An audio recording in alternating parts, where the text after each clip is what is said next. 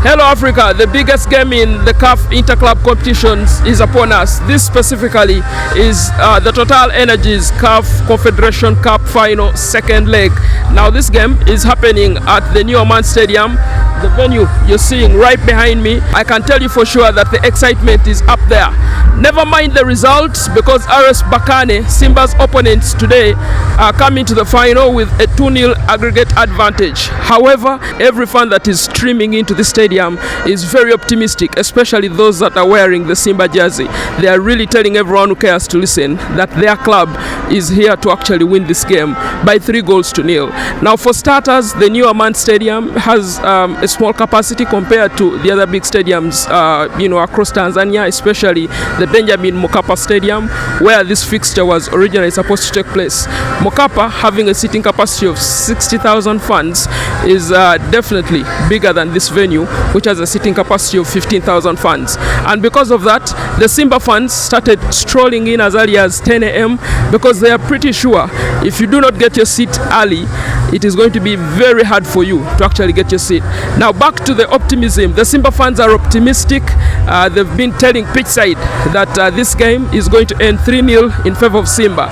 That's the exact score Simba needs to actually win their first ever CAF Confederation Cup title.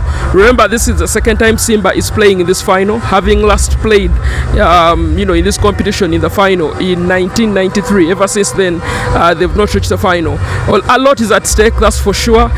The government of Zanzibar has invested heavily to make sure that this final is at the level it requires to be. The president of Zanzibar last night visited the Simba camp and promised the players $100,000 if they actually come through and win this final. So the Simba players know what's at stake and they want to come out and deliver for their fans. One thing is also for sure, CAF, who are the main organizers of this final, are working around the clock to make sure that everything is in place for the final to be successful.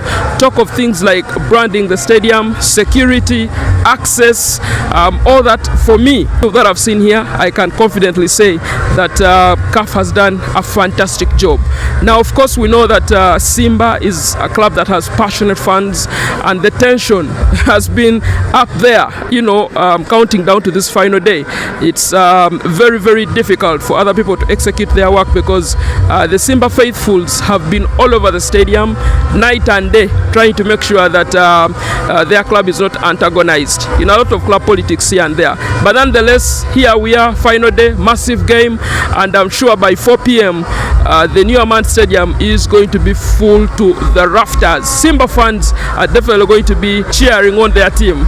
Now pitchside caught up with a number of Simba fans, and this is what they had to say regarding their team. Mkwala leo anafunga, anakuja hapo Mpanzo anapiga kama 2 hivi. Inakuwa ngapi? Sema 3. Apiga goli 3 hapo. Napiga na la 4 dakika za jioni. Siku ya leo ndio siku ambayo ubaya ubwera unaenda kuzirika uwanja wa Amani Zanzibar leo. Tunaamini ya kwamba Simba tuna mechi kubwa, tuna mechi ngumu ya Kiafrika, Afrika nzima. Macho yao yako Zanzibar hapa leo kutushuhudia fainali kati ya Simba na Berkane. Lakini sisi wana Simba walio wengi tunaamini ya kwamba hii tunabeba, na tunaamini ya kwamba tunaibeba kweli kweli, maana hii ni fainali, ndio mechi kubwa kuwahi kutokea. Hatukuwahi kuwa na mechi kubwa kama hii ya leo. Ninachokijua kwamba huu bingwa unabaki Tanzania. Rais Samia Suluhu Hassan anaenda kupata heshima pamoja na Rais Mwinyi. Hii ni heshima yao. Sisi Simba ndio tunaenda kuwapa hii leo. Kwa hiyo Watanzania tuendelee kumwomba Mungu hatimaye siku ya leo tukaweze kuchukua ubingwa wetu. Pale ubera mzee. 3 leo 3 Berkane 3. Wetu bwana, ubingwa wetu tunachukua safari hii. Hizo ano au ubaya ubwela. Wanabu wanakufa hivi.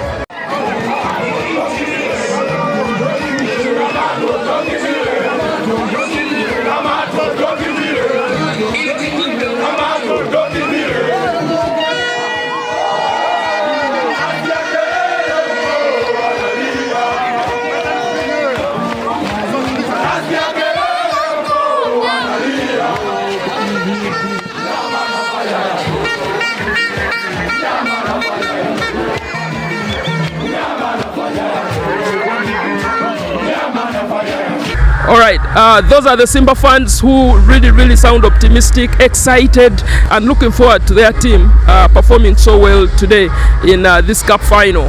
Now let's move to the other aspect of the game, which is production. Azam TV are the ones who are producing the Total Energies CAF Confederation Cup final here in Zanzibar, and this is a production house that goes without saying with the kind of equipment and experience and expertise that they have.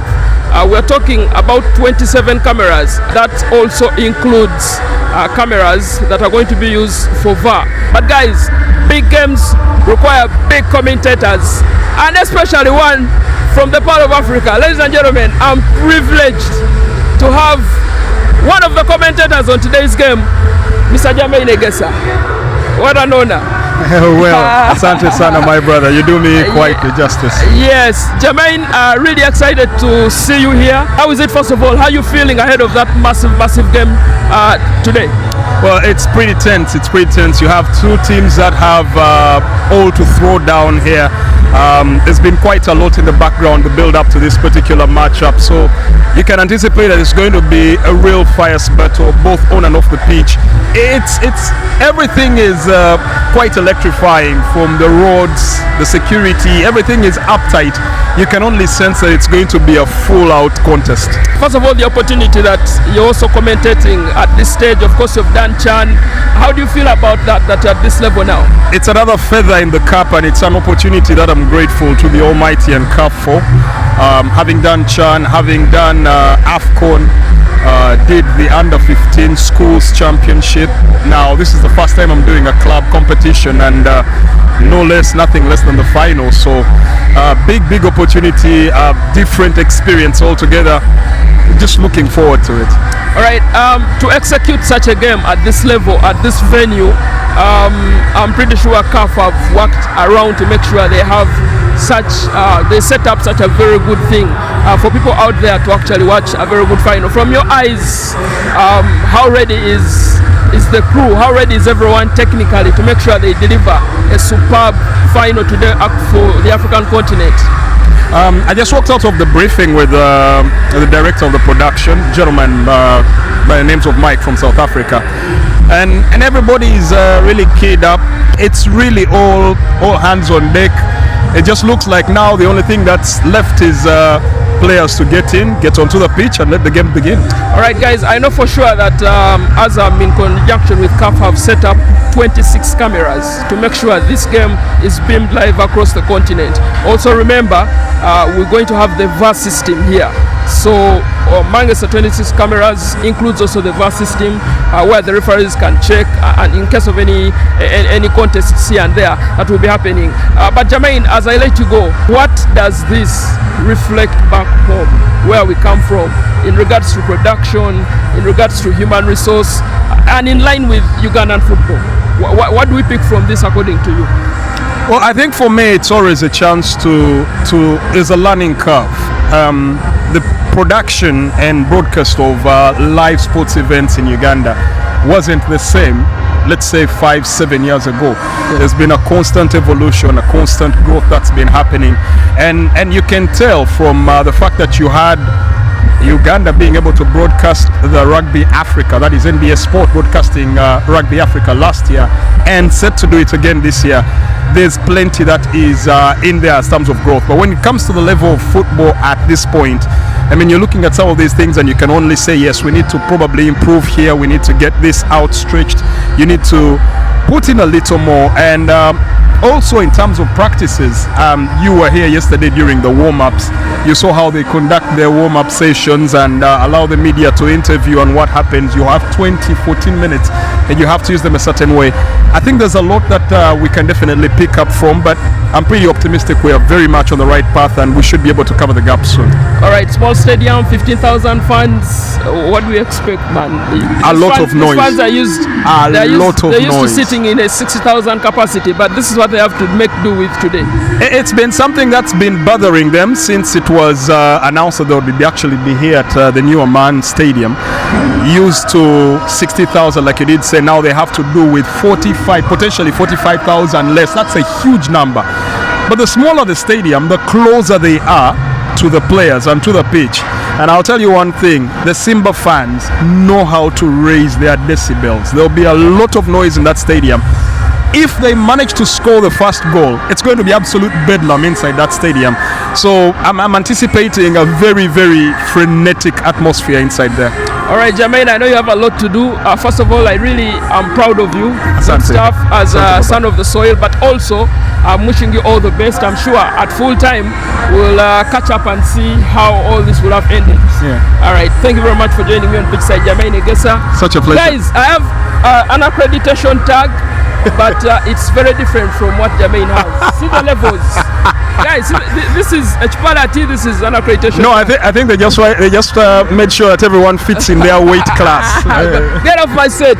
Okay, that was Jermaine Egesa with a very, very great insight about what to expect technically and also from his field as a commentator. Now, finally, Simba versus RS Berkane on the pitch. A lot to look forward to. First of all, this final has a Ugandan factor in it. Stephen Desemukwala has definitely been one of the top players at Simba Sports Club. And if you remember, Mukwala was one of the scorers as Simba clawed back from 2 goals down against Al Masry in the semi-finals to draw 2-2 after 90 minutes and extra time, and then of course head into post-game penalties which Simba won. So he's played a pivotal part for Simba to reach the final. The fans are excited about him and they think he's definitely going to give everything today in the final. And I can also assure you that the rest of the Simba players are also ready to do that. RS Berkane meanwhile are coming into this one having lost the CAF Confederation Cup final last season to Zamalek. Yes, they were runners up. They're trying to build on that to make sure they win the game. Overall, of course, they have that 2-0 aggregate win that they got in Morocco, and that is what they're counting on. So it's going to be a massive game. Fadlu Davids, the Simba Sports Club head coach, in the pre-game interview highlighted how his team is going to go all out to make sure they win this game. So I've given you a little bit of the fans and how ready they are. Spoken to Jermaine Egesa, and I can tell you that by 4 p.m. the New Aman Stadium, the noise decibels will be so loud that the Simba fans will be heard in Dar es Salaam. Keep it pitchside as always. Cheers.